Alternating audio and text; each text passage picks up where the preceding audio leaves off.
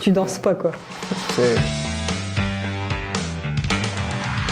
Bonjour Monsieur Autier. Bonjour. Vous êtes formateur à la EBM Business School de Lille. Parlez-nous de votre parcours. Alors, c'est-à-dire déjà, ça fait 5 ans que je professe dans le métier de la formation. J'ai créé en fait une première entreprise qui s'appelle le 6e élément, qui dispense de prestations bien-être.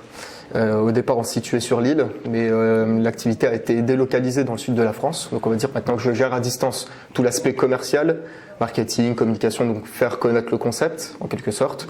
Puis ensuite, j'en ai profité pour créer une deuxième entreprise, plus un cabinet de consultation en sciences humaines. Voilà.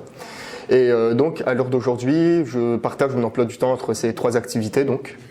Et oui, effectivement, ça fait depuis cette année que je suis chez EBM, donc pour les BTS Management Commercial Opérationnel et les BTS Communication. Merci. Vous exercez donc le métier de formateur depuis 5 ans, comme vous venez de le dire. Quelles sont les compétences techniques nécessaires pour exercer ce métier? Est-ce qu'il y a un diplôme, une certification? Alors, il faut savoir une chose, qu'effectivement, alors il y a une petite différence, on va dire, entre le métier de formateur et professeur, qui n'est pas tout à fait la même chose. C'est ça. Néanmoins, effectivement, j'ai eu écho par plusieurs collègues qu'on pouvait faire le master MEF. Donc ça, on va dire que voilà, c'est une formation qui permet d'avoir des compétences clés, comme vous pouvez le dire, travailler notamment sur le côté de l'éloquence. Sur la posture, puisque la communication verbale et non verbale aussi est très importante dans ce métier. Mais sinon, non, il n'y a pas forcément de diplôme requis, on va dire, pour enseigner. Donc on va estimer qu'une bonne expérience en entreprise et voilà, ce sens, on va dire, de l'écoute et du contact prédomine donc pour professer dans ce métier. D'accord. Quels sont, selon vous, les soft skills qui sont nécessaires pour être formateur, ou en tout cas un bon formateur? Un bon formateur, je dirais déjà, c'est quelqu'un qui est à l'écoute. Vu qu'on a souvent tendance un peu à confondre l'écoute, l'empathie, etc. C'est vrai que dans soft skills, on met beaucoup de compétences à la fois. Et je dirais tout simplement l'écoute. Pourquoi? Puisqu'à l'heure d'aujourd'hui, un étudiant donc veut des compétences pragmatiques, c'est-à-dire pour être opérationnel sur le terrain, mais veut aussi, voilà, on va dire discuter, échanger autour de ses problèmes, alors que ça soit vraiment lié à son parcours personnel, professionnel. Donc le formateur est là aussi en tant qu'accompagnateur, si je peux dire. Et c'est quelqu'un aussi qui doit faire preuve de faire savoir. Et ça, c'est pas tellement la même chose, c'est-à-dire que le faire savoir, c'est quoi? C'est mettre en application la pédagogie, puisque on se rend compte de quelque chose, c'est que les dirigeants d'entreprise ou bien les salariés qui ont donc une grosse expérience ne sont pas forcément ceux qui racontent le mieux le métier. Et il est là le problème.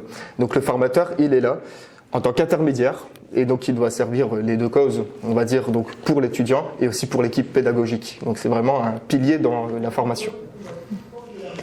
Quelles sont les évolutions de carrière possibles quand on est formateur? Qu'est-ce qu'on peut espérer à plusieurs années?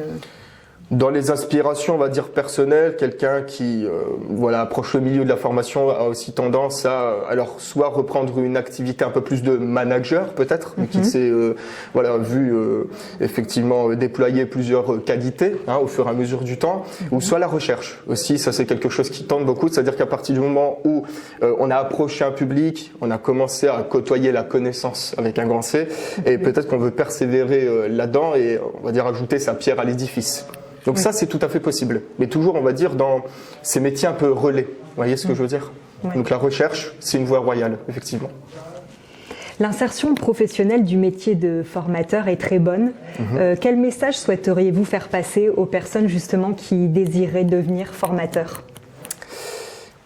Bah déjà, celui qui veut être formateur a une sensibilité pour l'être humain. Je vais dire sous toutes ses facettes. Bien sûr. C'est-à-dire qu'aujourd'hui, et comme je le disais juste auparavant, il y a quand même une grosse différence entre le savoir-faire et le faire savoir. Et donc quelqu'un qui est désireux, on va dire, voilà, de se faire comprendre, de connaître aussi les autres, vraiment de se soucier de l'aspect bien-être vraiment d'une manière générale et pas forcément lié à l'esthétisme ou bien au matérialisme. C'est quelqu'un aussi qui va s'engager jusqu'au bout. Et d'ailleurs, donc, je n'hésiterai pas à mettre en avant les risques. Puisque selon moi, le véritable diplôme, c'est l'échec. Effectivement, c'est en enchaînant des expériences, en se rendant compte un peu au fur et à mesure de son parcours, bah voilà, qu'il y a des choses qu'on a réussi à faire et ne pas faire. Et donc un bon formateur aussi, c'est quelqu'un, on va dire, qui peut parler de ce qu'il n'a pas réussi, justement, pour essayer d'éveiller donc les consciences et faire aimer, on va dire, la matière, ou soit, on va dire, les choses voilà, qui environnent les jeunes à l'heure d'aujourd'hui, le divertissement, enfin bref, c'est quelqu'un qui souhaite orienter.